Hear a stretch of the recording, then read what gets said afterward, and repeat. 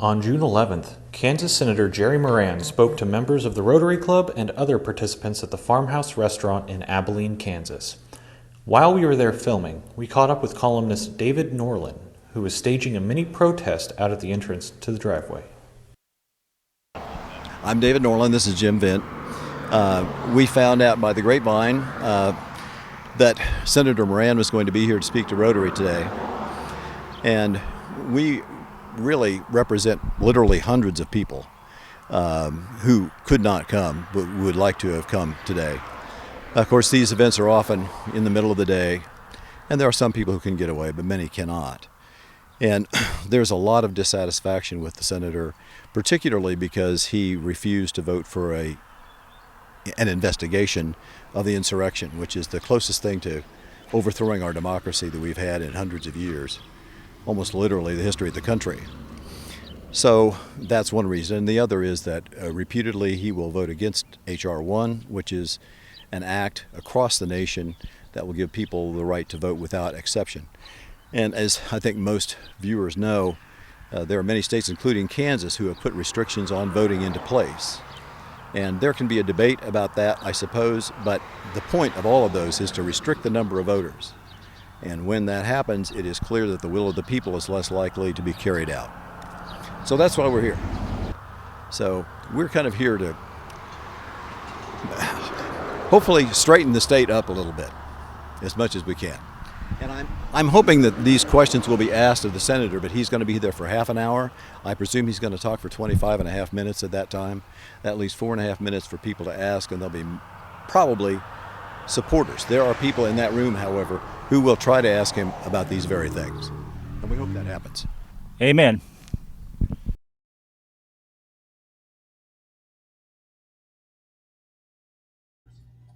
Living in Hayes, and I was invited by the Concordia Rotary Club, who at that time met on Fridays to visit their club and meet the program. And I wandered from Hayes to Concordia. I met at the door of the restaurant by the club president, who takes me aside, pokes me in the chest and says, "Now, Congressman, you need to know that our meeting concludes precisely at 1 o'clock, and we'll walk out if you go any longer." I then sat at the head table and got acquainted with the club president, only to discover that he was the local Methodist minister. Which caused me to have this concern that there's a double standard between church and Rotary. And I'm not the joke teller, but I remember that day the story of the little boy and his dad who were in the Methodist church. They were touring, and they get to the stained glass windows, and the son asked his dad, "Now, Dad, what are the stars for? What are the stars for in the stained glass window?" "Son, that's for the people who died in the service." "Oh, that the 8:30 service, the 11 o'clock service?" So I worked hard at getting even with Reverend Ken Parker, who just retired this year as a Methodist minister a little bit to the east of us. And I'm in Abilene, of course, for this purpose, but I also had the opportunity to visit the Eisenhower Museum this morning. We recognize the significance asset that this museum and the complex is to this community, to Kansas. We recognize it's a significant investment by federal taxpayers and something that's pretty darn important, and it matters to us for history and understanding the past and predicting and preparing for the future. But it also is important to economic driver in this community, and we have been encouraging, as I try to keep Dawn on this because I don't want to get her in any problems with her employer, but we've been encouraging her employer to move more quickly to get the library and museum and the visitor center and the place of meditation back in full hours and in more days. And the news that Dawn presented to you, she presented to me, which is a good development in regard to place of meditation now being open. And it's a good news certainly about the restoration, renovation, preservation of the boyhood home. But my takeaway, unless you all convince me that I've missed something, the mayor joined us, Chuck was with us this morning. The takeaway, I'm not struggling with my takeaway, but the takeaway is we want no policy coming from Washington, D.C. We want the policy to be decided here as to what's in the best interest of the complex, the employees, the staff, the visitors, and that one-size solution determined by either the National Archives or by the Office of Management and Budget for nationwide libraries and presidential museums, we can figure this out on our own in a way that is common sense oriented and certainly that takes into account the safety of people who visit and the people who work there. So we're just looking for more flexibility and moving this along and getting more opportunities. I've prepared enough to know what's happened to the transient guest tax in Abilene, and it's been a significant challenge in the absence of this and other attractions being open and available to the public. And while I guess the other thing is I'm anxious for the time at which young, probably shouldn't put money in front of a politician.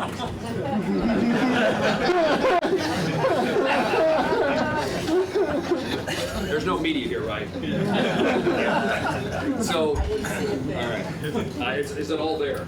Yes. All right. Going in the same pocket as the other.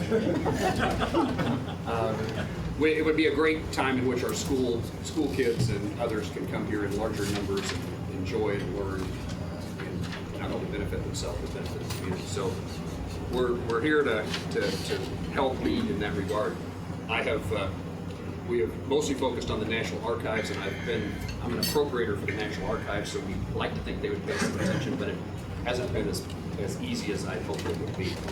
Now we're going to focus on the Office of Management budget, which nobody seems to control. So we're moving our way up the chain into even a more difficult circumstance. Just generally, I'm away from Washington, D.C. just briefly as my usual trip to come home to Kansas every weekend. I head back to Washington, D.C. On Saturday, so it's a very brief time. But we are focused on a couple of things at the moment. But I would tell you what Kansans, and I had a conversation with the folks at Great Plains as I came in the door. A couple of things that are really prevalent as I visit with Kansans that are just kind of bread and butter issues. The price of steel and the price of lumber and the consequence it has to homeowners or remodeling, what it means to businesses. Great Plains has a great interest in the price of steel. Now a significant employer in Abilene, but a significant company for Kansas. And we're trying to do the things, and part of that comes from tariffs. And so the question is, are the tariffs more beneficial to us? And I think the tariffs were put in place to try to get us to produce more steel in the United States. But in many instances, it just resulted in higher prices for steel for our manufacturers across Kansas. So steel is a component of that. The other part is lumber. Homeowners, I don't know who the realtors are in the room, but homeowners, realtors would recognize the price tag of a home today. In our own instance, just communities have told me in our own instance, I've gotten the notices in the mail a couple of times, please sell your house. I don't know if that's because of my profession or because they see an opportunity. It could just be neighbors. But the price of a home is always a challenge for particularly young and low and middle income folks. And it's become even more challenging. And part of that has to do with lumber tariffs on lumber coming from Canada. So we've been on a mission to try to encourage this administration, its Secretary of Commerce, its trade ambassador, to negotiate to get us out of this circumstance in which tariffs are increasing the price of products for manufacturers, but really for consumers. And more broadly, if you notice the headlines in some papers today, the inflation and its presence is rapidly increasing in our lives. Things cost more, and in part, these issues matter in that regard. But in significant part, I would say that it's a reminder to Congress that this belief that we can spend all the money that we want and not have a consequence to our constituents or to the country's economy is a falsehood. And at some point in time, the volume of money, it's one of the reasons, we've been, I was telling Dawn and others that we encourage people to wear masks, we encourage people to get vaccinated, to be tested. We can't afford to bail this economy out with taxpayer dollars. It has to be working on its own. And if we can help encourage that to get us back to normal, and the Eisenhower Center being an example, the more things get back to normal, the less demand there will be to solve problems in Washington, D.C. related to COVID-19. So that's one. The other one is lack of employees. If you're talking to a business, I think in some instances, this bonus on unemployment benefits is a component of the unwillingness of people to go to work. I also know there's a real challenge with housing and with daycare. And I'm of the view that, I think in days past, Abilene would have been successful in recruiting businesses in part because they offered tax abatements, they offered property, they would build a building. Those things can be a component today, but more significant, I think, is does your community, does Kansas have a workforce, people who are motivated, interested in working, have the necessary skills, will show up on time. In the places that have that, we will be able to grow the economy and businesses will find you. And we need to, in my view, we need to make certain that there are things that are impediments to people living in a place or working, and daycare, and which I hope is more a local and state issue, representative, than it is a federal issue. But I'm happy to work with anybody who's interested in trying to increase the housing supply, particularly for lower and middle income folks, and create opportunities for people to live in a community where there are jobs. And I would guess that having visited Kubota, Great Plains here recently, I know they're interested in hiring people, and it's trying to attract them to fill those positions. So we are interested in being an ally. I don't know if there's a community I visit in which the conversation, it could be the manager of the plant, or it could be the mayor or the economic development, the Chamber of Commerce, says we need housing. If we had more housing, we would be able to attract more people. So just in that regard, the kind of bits and pieces of the things that we're trying to do to get the economy back are the things I mentioned. Overall, I'm greatly worried about the amount of spending that has occurred and is proposed to occur into the future, and what that means to the economy and people's ability to. We certainly are not paying for the increased spending. The taxes don't cover the cost of the government services that people presumably want. And in many ways, that's an economic issue, but it's also a moral issue to me to expect our kids and grandkids, or the people we don't even know, to pick up the type of things that we presumably benefit from.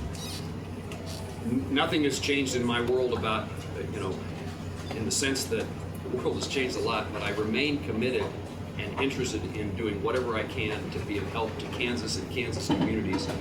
As far as when you allowed me to be your congressman, even before I was your senator, I would have told you that what motivated me to put my name on the ballot is a desire to see that rural America, rural Kansas, has a future. And so we're still all about trying to make certain that places like Abilene and places like my hometown have a future. When I was your congressman, my largest city was the city of Salina, where the mayor was the biggest shot in my district, and it had 40-some thousand people in a geographic expanse about the size of the state of Illinois.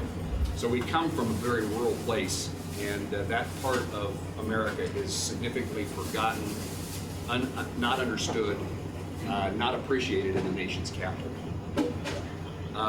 So I'm still interested in farmers and ranchers, still interested in trying to make sure hospital doors stay open, still interested in technology so we can do things in Dickinson County that used to have to take place in big cities. Interested in small business. For as long as I've been in Washington, D.C., I've told people, where I come from, economic development can be whether or not there's a grocery store in town. And almost no one in the nation's capital has any understanding of how that can be an issue. And it's not that we're supposed to pass a law requiring a grocery store, but we need to do the things that increase the chances that a business will flourish, where we don't have a lot of people or a lot of growing population. And finally, education. Mostly with the goal of trying to make sure that education decisions are made here, not in the nation's capital, where, again, one-size solutions don't fit all the problems. I know there's people who want to have a conversation. I would say just a couple more things, in part because your neighbor from Chapman, the general, is here. We are fully engaged in the effort to try to do things that increase the capacity and ultimately the size and scope of Fort Riley as far as employment in the neighborhood. We have long been an advocate for getting a 3rd Brigade back to Fort Riley.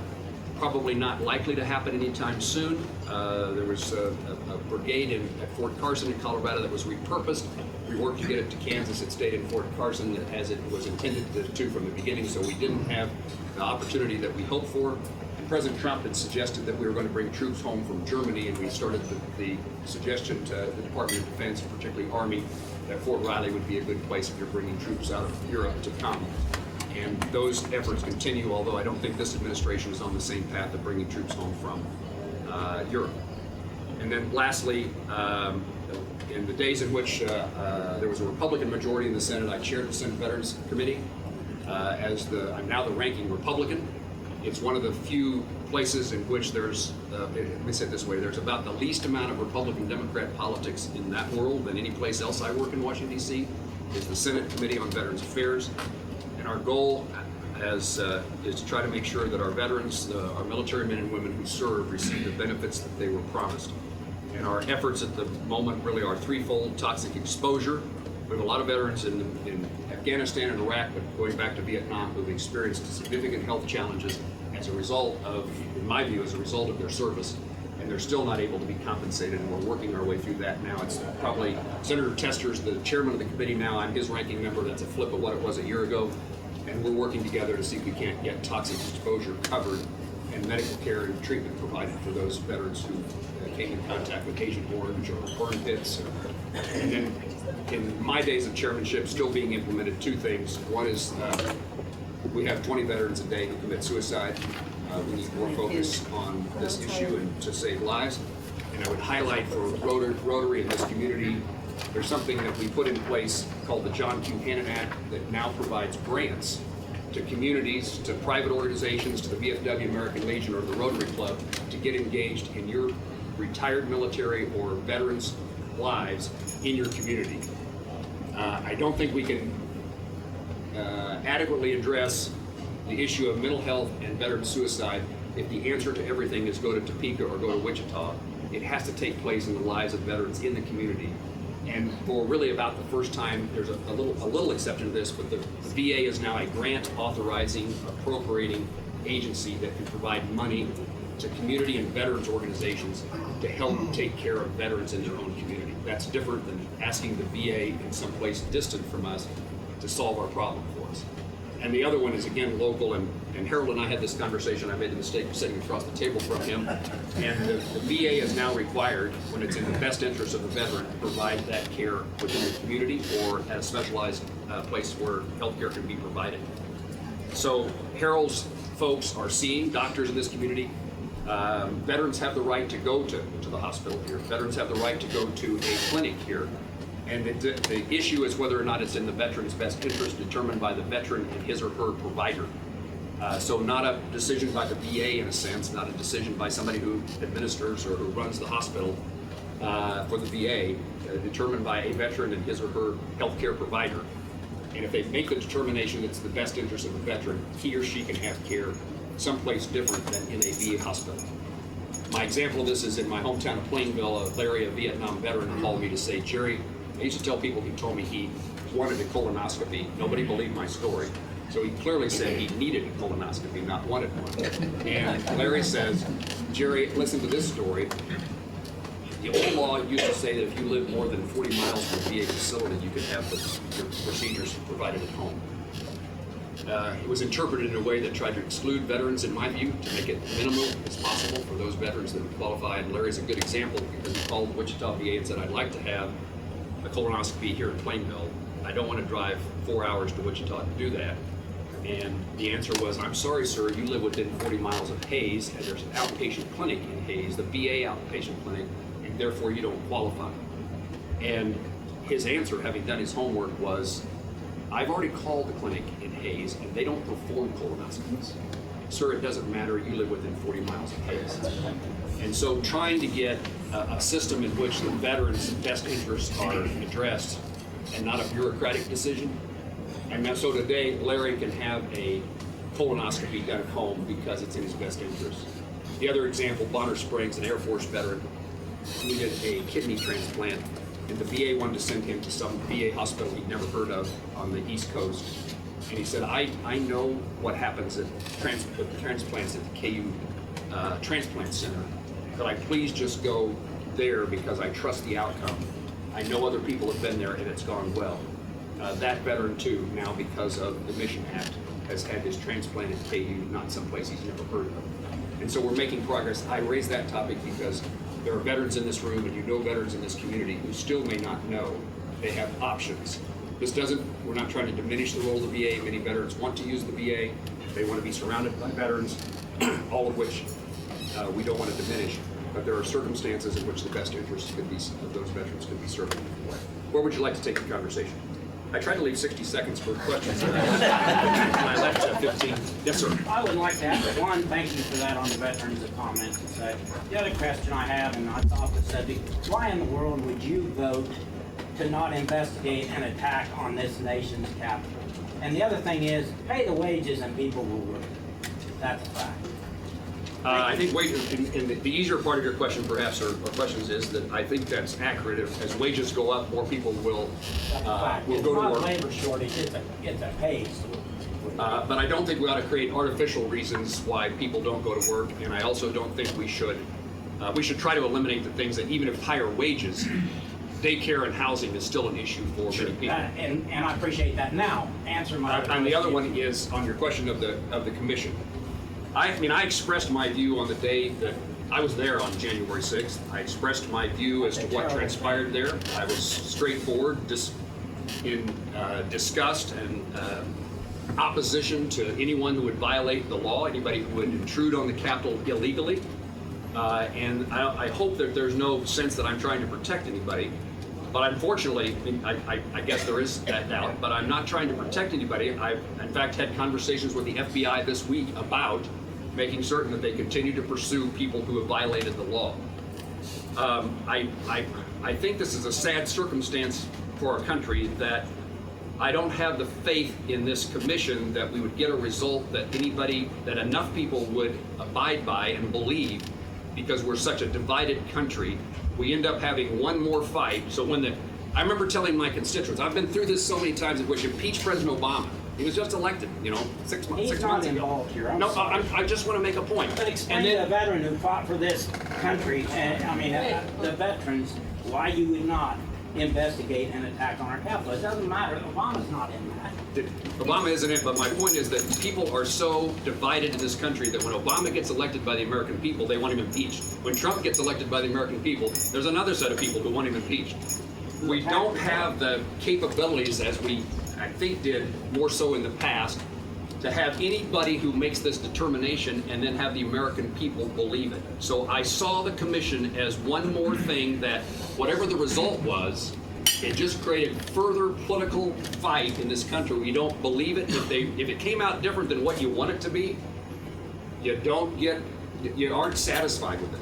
Yet to heal, you went back to a statement on Obama, and that's actually, and I appreciate your answer. I'm not trying to ride you in the ground here at all. But the fact is, let's put the blame. Let's start working for everybody in this country. And partisan politics needs to go. We need to work for everybody, not just Mitch McConnell and not just Biden. Everybody has to be working for to get this country going. I don't know that I have the credibility to convince you of this, but I'd like to try to tell you that I fully believe in. Set aside your complaint about the commission if we can for a moment.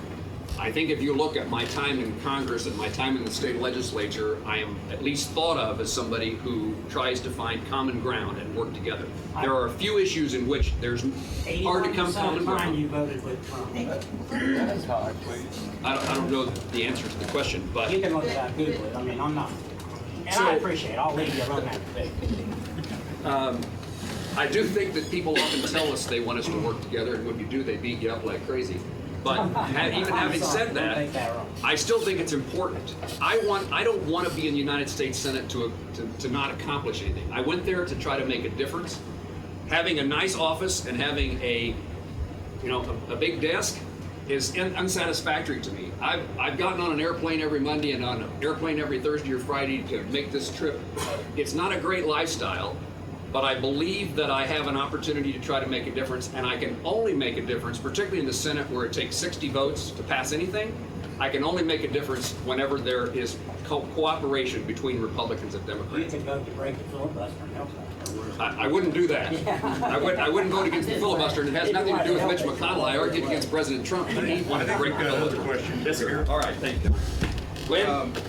Not as much a question, but a thank you in that, sometimes, like you said, it's been a couple of years since you've been here, and I know I've been back to DC a few times, and others in the room have.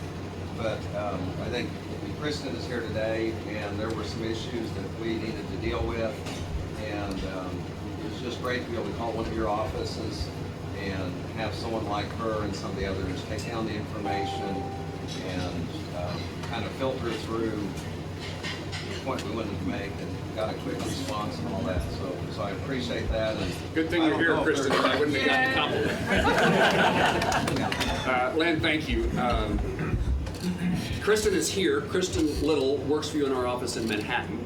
She's on maternity leave. She has a 2-month-old, and this is her first day out. And she's not on the payroll. Well, she's on the payroll. She's on maternity leave, but she didn't want to miss a visit to Abilene from her hometown of Gypsum.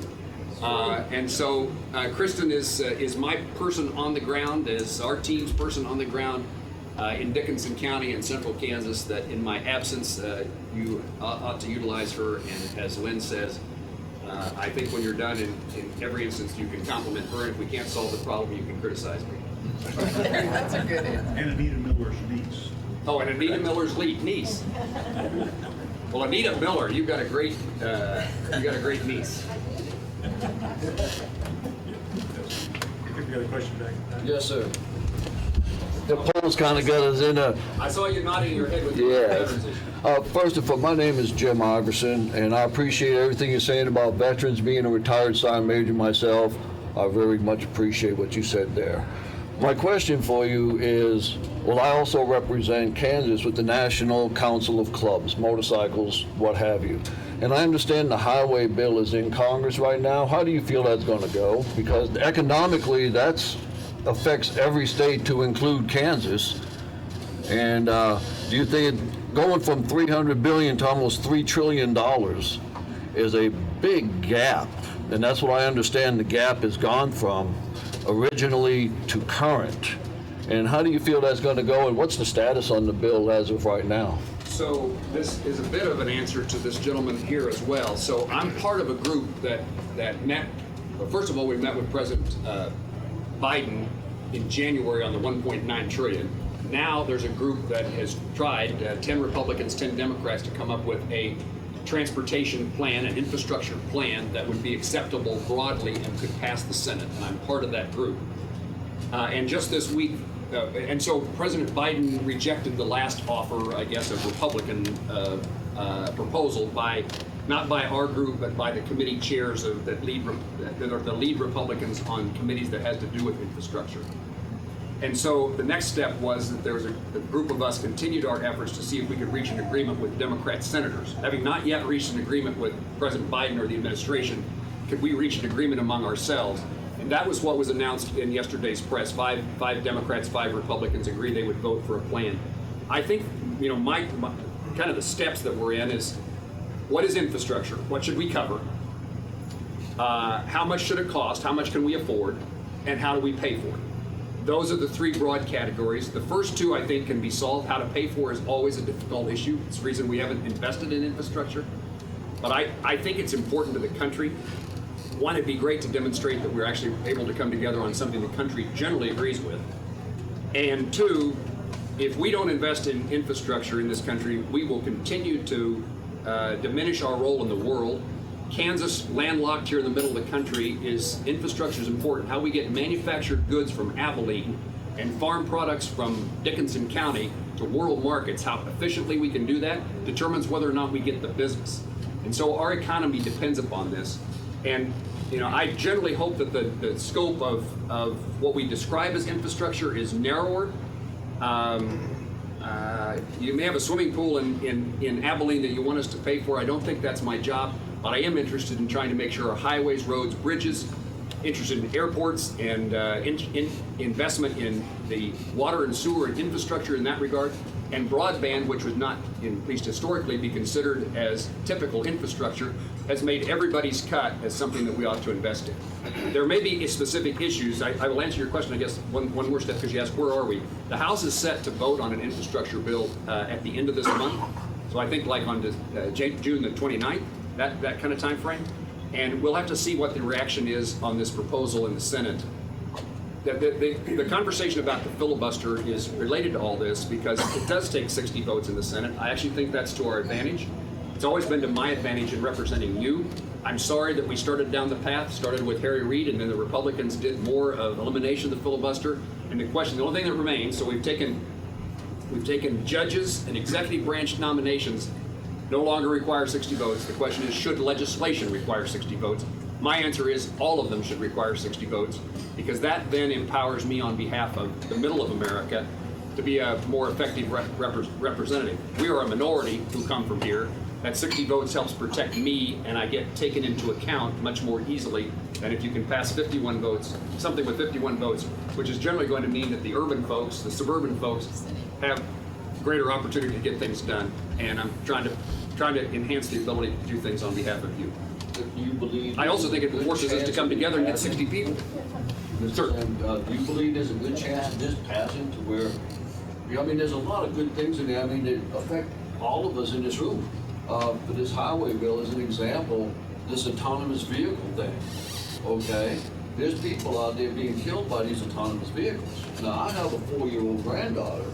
The technology we have today can't pick up anything smaller than another vehicle. I'd hate to think she's in the bike lane and she gets run over.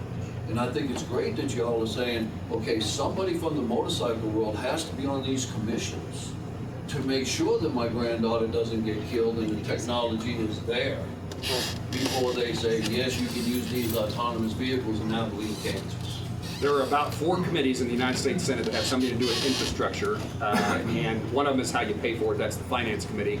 I'm on the Commerce Committee. It has transportation in its title, and autonomous vehicles are within our jurisdiction. And so this conversation is a good reminder about the safety of small or smaller, and welcome your input, and you and other motorcyclists about how to make certain. I wouldn't guess that we're far enough along in either the technology or the politics to do autonomous vehicles, and I wouldn't think that autonomous vehicles would be part of an infrastructure bill. Well, I thank you on behalf of the 92,000 registered motorcyclists. Your support on this bill is appreciated. The 92,000, that's just in Kansas.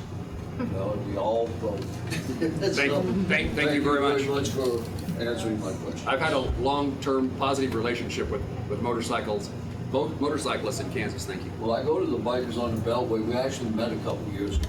Ah, okay. I didn't get to go this year because of my surgery didn't release me to fly. So, but I appreciate what you do in support of the bill. It will benefit everyone in Kansas and everybody in this room. Thank you, sir. Thank you. Yes, ma'am.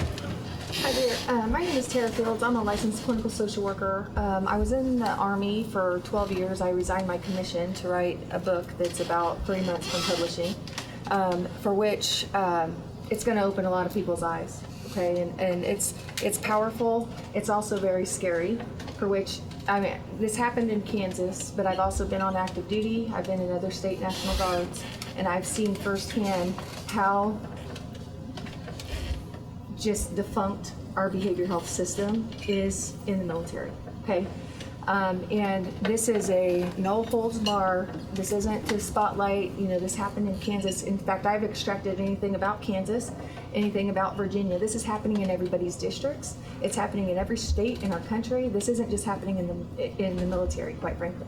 We're talking sexual Military. assault. I'm talking military and mental health, or mental health in general. Sexual assault, hazing, reprisal, all of it. Okay. And I think what was interesting, you were talking about to his question about toxic environments. Okay. We want to think about burn pits and stuff as toxic work environments. No, this shit is happening, sorry, excuse my language, in our formations. We expect as veterans to go to war and have unfortunate things happen to us. But when this crap is happening by our battle buddies to our left and right that are promoting and getting big ribbon ranks on their chest and promoting through the system, and there's no accountability for that crap, that's what's ruining our veterans. That's what's killing our society. My book, I talk about the 20 and 80%. Okay, the 20% that are ruining this country, that are turning into 30 and 40%, leaving the rest of us 80% going home, good people, good quality people that just want to do right by our good form morals and standards, whether you're in the military or not. But you're going home and you're saying, gosh, is there something wrong with me? Because we see Joe Blow over there with no accountability, promoting through a system, maybe a CEO, CFO, and we're saying, is that really what right looks like? That's happening in our military too, and that's the problem that I have. is I've seen it firsthand by leaders that should not be there, but there's no damn accountability. We know how to hold these junior soldiers accountable, E1 to E5, but who in the hell's holding lieutenant colonels, colonels, generals accountable for criminal stuff that they're doing? Nobody. We let them quietly retire. Okay, and I'm passionate about what we're doing and what has to get done. We have to clean some house. And the way that takes place is just the military enforces its code of conduct on everyone so that everyone is treated the same and they live up to the standards that we expect from our military. That sounds it's good. It's like I'm asking you really instead of saying what the answer is, but it's like just doing what the rules require you to do in the military today, and if it doesn't happen, those people are held accountable. That's the story. But they don't. They're Yeah. not held And that's accountable. what has to the be problem. fixed. That's your story. Well, the whole second part of my book is what has to change. Policy, politics. Okay, I hate politics, quite frankly, but that's where I'm going Me next. too. I mean, it's ugly. It is so divisive. It really is. And it is this. We are the demise of our country. We are, until we figure this out, that we're all part of the problem and all part of the solution. And I don't care if you have a D or an R behind your name. It doesn't matter to me. And this book is emails I've elevated, starting with our governor, who doesn't like to answer emails. Okay, I've sat down with her chief of staff, who doesn't like to answer emails. There's things that are going on in this organization that are going to make people sick, quite frankly. And I have a file here for you, sir. Okay. That I would love to hand. book. Well, and it's coming, and I'm spending $18,000. So anybody in here that wants to help fund this, I'm already in $15,000 on this project. I resigned my commission after 12 years because this is important. It's ruining people, good people in this organization. And it was absolutely necessary to do what I'm doing, because had I stayed in this military, I would have been in Leavenworth for doing what I'm doing. Conduct unbecoming of an officer, no. Conduct unbecoming of ourselves, that we're allowing this to be the standard. I'd be happy to see what you want me to see. And I have it all. I mean, I'll forward you emails. I need partners. I can't fight this alone. And when there was an article, and you guys can Google this, Tara Fields' resignation, Kansas National Guard, you're going to see Tara Fields' worst day on the front page of that newspaper. Topeka Capital Journal ran that article, along with 3 victim suicides that came out of my unit. Okay, I can't, as a mental health provider, provide that information, but they could. And when that article came forward, Senator Moran, I had 35 people contact me about criminal things that were happening in our state. I couldn't believe it. And I know you don't know me from Adam. You can think I'm cuckoo crazy. I'm not. It's crazy. And people calling me that they have hard drives. That people have been in this organization for 26 years that go home, literally within the last 3 months, have had a gun in their mouth because of the shit that's happened. You highlighted for me something I probably have not thought much of anything about, which is that when we think about veteran suicide, we think about the consequences of war, seeing somebody die. But there's another component in a soldier's life related to just the way they are treated and the conduct of other soldiers that surround them. Absolutely, Okay. because we have to look the other way. We've all been part of the 20% where we're like, if we say something, it's going to be us that gets held accountable. So we go home, we're soaking ourselves in a bottle, doing things unfortunate, waiting for that person to leave, but nobody's holding that person accountable.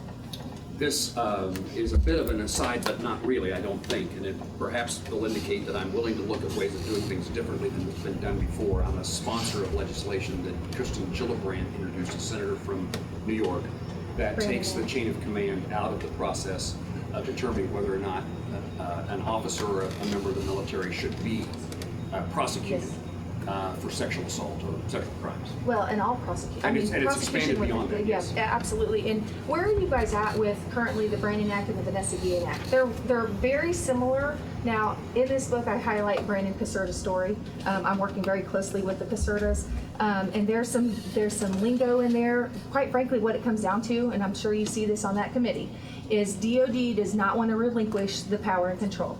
That's what it comes down to. But when you have those people in very senior positions that are in the wrong people, wrong players, toxic players, there's your word, toxic players, right? You've expanded the definition. Absolutely, and I expanded in here, but this is really, we have to reframe what this is and what this is doing to our people.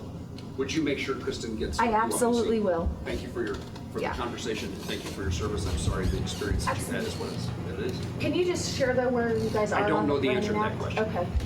But we can respond to you. Absolutely, thank you. Okay. I appreciate you. Just a general question, do you have Most people would agree that the level of partisanship in the country has escalated to paralyzing, if not dangerous levels. Mayor, I get this question regularly, and it's like, I don't know the answer. I just know things have changed. Things have changed since I've been an elected official in significant ways. Causes,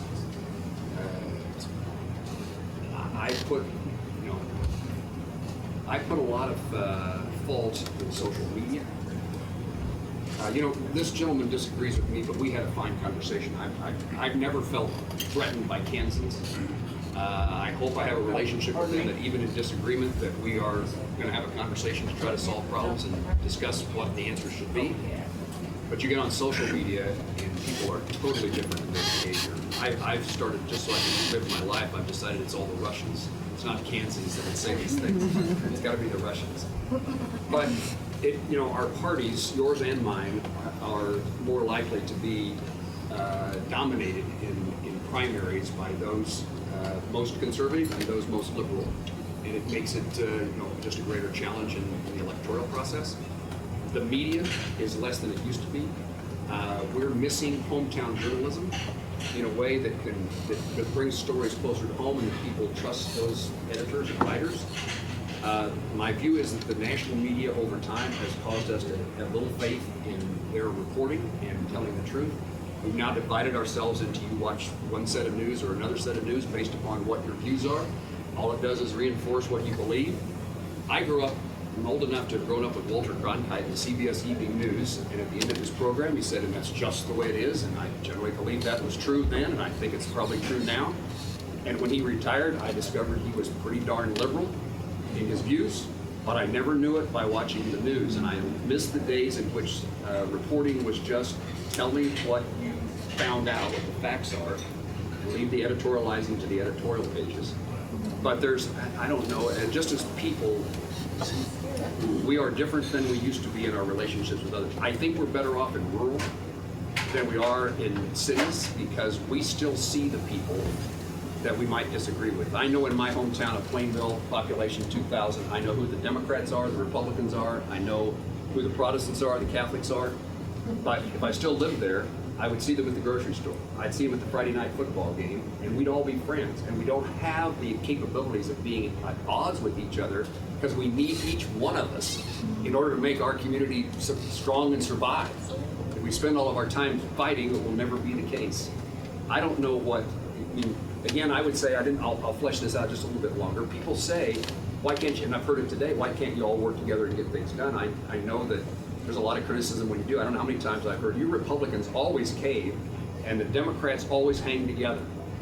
And I think part of our problem, and somebody mentioned McConnell, and I'll add Schumer so that we're balanced here. Our leaders, there's a lot of focus on each party trying to maintain being party in majority. And that happens in my life.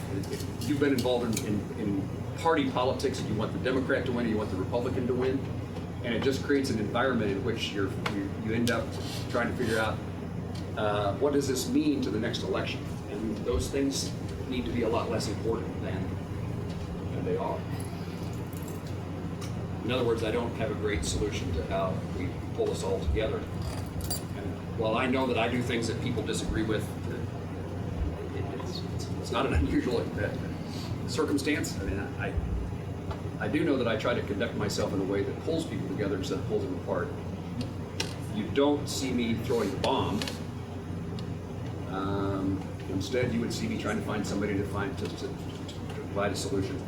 I look at my job in many ways of answering the question, how can I help? That's a little bit different than who do I pick a fight with. And yet there's a lot of people I assume that like to fight. We need the Rotary four-way test. Every time we do the Rotary four-way test, I think, oh, this is perfect for Congress. They need to do it. Yes, ma'am. So two things, the border crisis, people are here in Kansas, and we think maybe it won't affect us. I truly think that it is. And the second one is, I feel that we have voter integrity here in Kansas. I don't feel like that's a jeopardy, because I feel like that there's a lot of legislation that does not have voter integrity, and they're trying to pass wants to do away with that, where they don't even have to show an identification to vote. How that would affect us in Kansas is that the votes that we do put out for Senate, House, President. Did you want to take over now that I'm done? No. I have a point that I'm trying You have a meeting, right? That would still affect us because the rest of the nation does not have that. So there's two very big issues. In some ways related. First of all, I think presenting an ID to demonstrate that you're a citizen is an important point. It's not onerous. It's something that ought to be accomplished.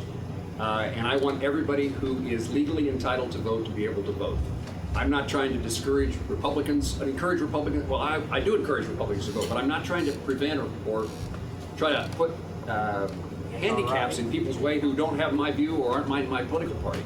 People ought to be able to vote. We want to legally entitle people to vote. And I don't think that there's any reason that you ought not ask somebody to demonstrate that you fit the qualifications of being legal and that you're the person that you say you are when you show up to vote. And in regard to the voting legislation that's pending in Congress, this to me is a bit of what you said, which is these are state responsibilities. I do not want a national solution. We will get things in Kansas that make no sense to us, increase the cost of voting, maybe make it more difficult for people to vote. Let's let our Secretary of State, our legislature, our county clerks and election officers determine the rules by who votes in our, not who votes, but how the process of voting occurs. Based upon anybody who is legally entitled to vote, please vote. That okay? Oh, the border. Okay, the border. I went to McAllen, Texas a couple of months ago to see, part of that was the juveniles, the young people that are being detained. I mean, I think it's a very sad circumstance. It tugs my heart. I also know that sending kids from Nicaragua up Mexico to come to the United States is a very inhumane thing as well. And we need to have in place policies that don't encourage people to come here and cross the border illegally. If there's a path for a person to become a citizen or even a legal resident of the United States in a legal fashion, I'm all for that. I saw the wall while I was there, and it convinced me that it has value. It narrows the scope in which our Border Patrol agents have to patrol to a smaller area and allows them to be more effective because there's just less area that it's easy to get across. Interesting or sadly to me, 40% of our Border Patrol agents when I was there were called off Border Patrol duty to house, manage, and care for the kids in the detention facilities. So we've encouraged illegal behavior to come here, and it causes a terrible circumstance for kids. And I understand it's not just us saying please. I don't know that we say please come, but we need to make sure that they understand that they can't come here in an illegal fashion. It's not humane to encourage somebody to come here, violate the law, and in the meantime be detained in a juvenile facility. But when I was there, the crowding was a lot less than it had been, but it's still, they spend nearly 24 hours a day with 30 people in a room sleeping on a plastic foil. It isn't what I would want for anybody to experience. I would say that I also think that this is a bit different and a bit further than what you were suggesting, but there are other reasons for us to care about our border. It's called terrorists, it's called drugs and narcotics, Mexican cartels, and one of the things I learned while there is the number of Chinese that are coming across the Mexican border and infiltrating themselves into SpaceX in Brownsville, in NASA at Houston, and our universities across the country, with the specific intent, in my view, of trying to make sure they have the latest technology, steal our secrets. Who cares about patent laws? If there's something that, a lot of things that we talk about are disappointing, challenging, discouraging. But as a citizen of this country, and I'm an optimist, why would I have a job doing what I'm trying to do if you were a pessimist? I want to accomplish things, and I believe that they can be accomplished. But the thing that would worry me the most today is what China is able to do and is intending to do in regard to the advance of their country, which is one thing, but more importantly, the demise of ours. And we have we're new grandparents, got a granddaughter and a grandson during the year of 2020, the year of COVID. And maybe that's the change in me, is I now know somebody that I have to worry about a few years down the road. And if I'm worrying about something about the existence and nature of our country, it's China.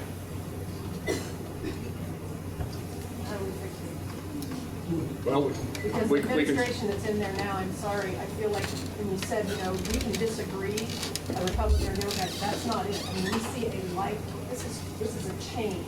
This is a total change in our administration from here to here. And whether I'm Republican or Democrat, it's just it's the mindset.